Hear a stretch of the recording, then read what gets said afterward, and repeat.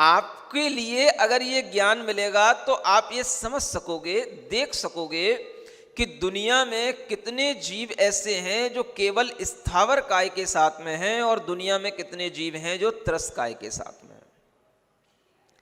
अब जब आपके लिए त्रस और स्थावर की पहचान करने को कहा जाता है तो आपके दिमाग में ये आना चाहिए कि जिसके पास में 2 इंद्रिय, 3 इंद्रिय, 4 इंद्रिय, 5 इंद्रियां हो वो सब क्या हो गया?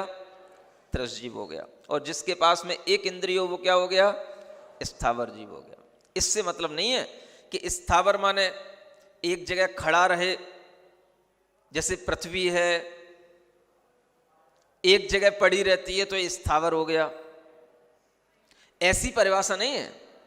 जो चले फिरे वो त्रस हो गया, ये परिभाषा तो बचपन की है, बच्चों वाली परिभाषा है।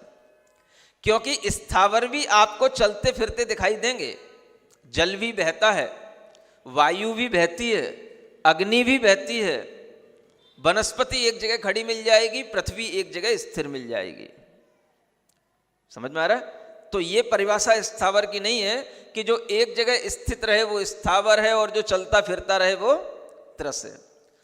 वो जीव जिस नाम कर्म के साथ में अपना शरीर बनाए हुए है और जिस पर्याय के साथ में वो रह रहा है उसके लिए वही जीव कहा जाएगा, उसकी वह काय कही जाएगी। अगर उसके लिए एकेंद्रीय जाति नाम कर्म के उदय के साथ में स्थावर नाम कर्म का उदय होगा तो वह एकेंद्रीय स्थावर जीव कहलाएगा, चाहे वो चले, चाहे बहे, चाहे कुछ करे। आ रहा समझ में? जितने भी जीव आपको दिखाई देते हैं अपनी काया के साथ में वो सभी त्रस जीव होते हैं। स्थावर जीव आपको दिखाई नहीं देते हैं कि ये चल रहे हैं या इनमें जीवत्व है, ऐसा आपको दिखाई नहीं देगा कभी। जीव आपको जो दिखाई देंगे वो सब त्रस जीव होंगे। जो भी आपको चलते फिरते छोटे से जीव दिखाई देंगे वो सब क्या हैं? सब त्रस जीव हैं। पृथ्वी वाले जीव जो पृथ्वी में उत्पन्न होते वो आपको दिखाई नहीं देंगे। जल में जो जीव उत्पन्न हुए वो आपको दिखाई नहीं देंगे। जल में रहने वाले त्रस जीव आपको दिखाई दे जाएंगे, लेकिन जल कायिक जीव आपको दिखाई नहीं देंगे। जो जल के ही जीव होंगे, जल ही जिनके लिए काया बनी हुई है, वो जीव आपकी दृष्टि में नहीं आ सकते।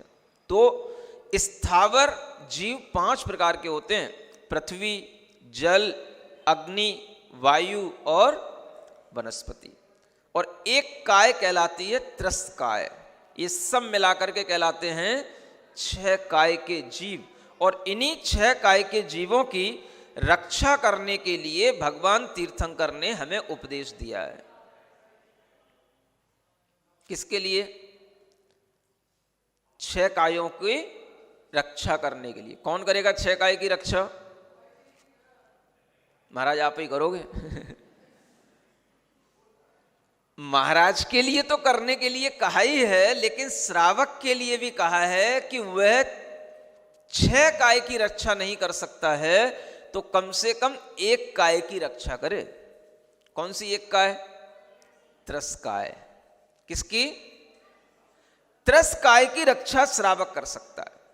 श्रावक के अंदर भी अगर ये धर्म आएगा तो धर्म इसी भाव से आएगा कि उसके अंदर त्रस काय की रक्षा करने के प्रति दया का भाव आएगा, तो उसके अंदर दया धर्म कहलाएगा। अन्यथा धर्म किस चीज का नाम है? क्या सुन रहे हो? आप लोग चलते फिरते भी हो, घरों में काम भी करते हो, घरों में रहते भी हो, बहुत सारी छोटी छोटी कीड़ियाँ चींटियाँ घरों में उत्पन्न होती हैं, मक्खी मच्छर सब उत्पन्न होते होंगे।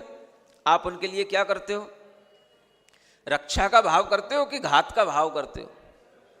हमें तो क्या करना है महाराज, हमें तो बिल्कुल साफ सुथरा चाहिए। एक भी कहीं पर मच्छर, एक भी कहीं कीड़ा नहीं होना चाहिए। चाहे उस पर कुछ भी स्प्रे डाल दो, चाहे उसमें कुछ भी उसके ऊपर जहर डाल दो, कोई भी केमिकल डाल दो, हमें क्या लेना देना है। अगर ऐसा भाव आपका होगा तो आप ये मान के चलो कि आपने जैन कुल में जन्म तो लिया लेकिन आपने जैन धर्म समझा नहीं। समझ आ रहा है? अगर हमारे अंदर दया का भाव जीवों के प्रति नहीं होगा तो धर्म की शुरुआत कहीं से कहीं तक होगी नहीं। इसलिए ये काय मार्गणा के माध्यम से हमें काय का ज्ञान कराया जाता है कि हम समझें कि हम काय कौन कौन सी हैं और हमारे आसपास ये जो काय वाले जीव रहते हैं, इनके अंदर भी इतने कर्मों के उदय के कारण से इनके ये शरीर बने हैं, तो हमें इनके शरीर का घात नहीं करना चाहिए, इनके शरीर की रक्षा करना चाहिए। ये प्रयोजन है ये पढ़ने का। काय मार्गणा यानी काय के माध्यम से जीवों को खोजना। तो जब हम इस तरह से देखते हैं तभी हमारे लिए पृथ्वी, जल, अग्नि, वायु, इनमें भी जो जीव हैं उनकी भी यथासंभव रक्षा करने के लिए कहा गया है। अगर ऐसा नहीं होता तो क्यों कहा जाता पानी छान करके पीना? समझ आ रहा है? काय की रक्षा करने के लिए कहा जा रहा है। आपके लिए आज पानी छानना बहुत कठिन काम हो गया और पानी छानने की आपको आवश्यकता ही शायद अब समझ में नहीं आती कि कोई जरूरत भी है पानी छानने की। लेकिन ये क्यों कहा गया पानी छान के पीना? क्योंकि आप जो चीज सेवन कर रहे हैं, आप जो चीज खा रहे हैं, वो कम से कम शुद्ध आपके अंदर पहुंचे। पृथ्वी तो आप नहीं खा रहे हैं, जल पिएंगे, अग्नि तो नहीं खाएंगे, वायु भी नहीं खाएंगे, वनस्पति भी खाएंगे तो वो भी शुद्ध पहुंचे। समझ आ रहा है? इसलिए वनस्पति को भी देख करके कौन सी वनस्पति खाने योग्य नहीं है इसका भी वर्णन आपके लिए, जब ये पूरी काय मार्गणा का वर्णन पढ़ने को मिलेगा तब समझ में आएगा। तो प्रसंग में हम ये समझ सकते हैं जल काय और जल कायिक जीव। जल में बहुत सारे जीव होते हैं, एक तो जल को ही अपनी काया बनाए हुए जीव हैं और एक जल में रहने वाले दूसरे त्रस जीव भी होते हैं। जब हम पानी छानते हैं तो उस पानी छानने की प्रक्रिया में वह कम से कम हम उन जलचर जीव जो त्रस जीव हैं उनको हम बचा लेते हैं, उनकी हम रक्षा कर लेते हैं। इसलिए पहले एक नियम कहा जाता था जैनियों के लिए। क्या समझ आ रहा है? जैनियों के लिए कितने नियम होते हैं? कम से कम 3 नियम बताए गए हैं।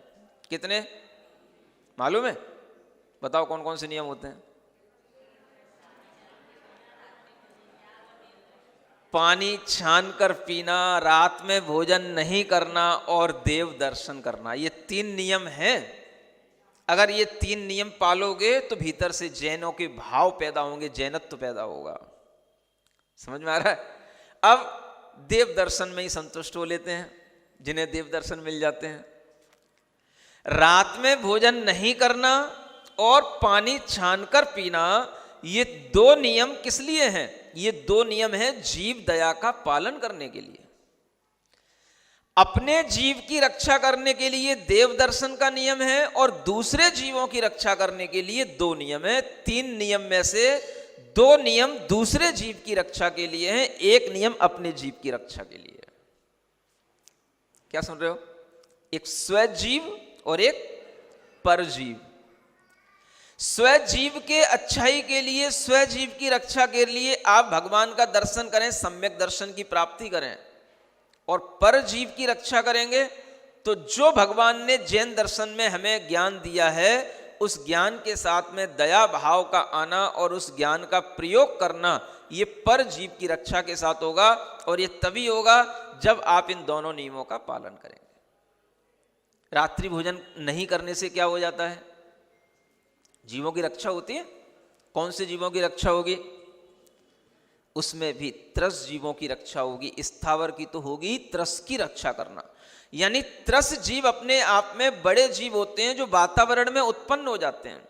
जब आप रात में कोई भी भोजन कर रहे होते हैं, बना रहे होते हैं, भोजन जहां पर रखा हुआ होता है उस स्थान पर वह जीव इस तरह से उत्पन्न होकर के उसी भोजन में मिक्स हो जाते हैं, वो आपको समझ नहीं आएंगे और वो भोजन में मिक्स होकर के आपके पेट तक पहुंच जाएंगे, आपके मुंह में चले जाएंगे, आपने उनका घात भी कर लिया। ये रक्षा का भाव क्यों नहीं आया? क्योंकि आपको काय का कोई ज्ञान नहीं था, कौन सी जीव की कौन सी काय होती है। सुन रहे हो? काय का ज्ञान, वो वाली काय नहीं। क्या पूछ रहे हो? काय का ज्ञान। काय का ज्ञान माने काय का ज्ञान, काय माने शरीर का ज्ञान।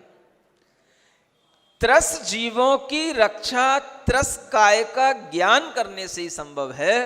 स्थावर जीवों की रक्षा स्थावर काय का ज्ञान करने से संभव है। इसलिए आचार्य कहते हैं जिन मत में 6 प्रकार की काय बताई गई हैं और उन कायों को जान करके हम उन जीवों की रक्षा करेंगे तो हमारे अंदर सम्यक दर्शन के साथ में जो आने वाला भाव है, आपको पता है अगर हमारे अंदर कभी सम्यक दर्शन होगा तो प्रशम, संवेग, अनुकंपा और आस्तिक ये 4 गुण प्रकट होंगे।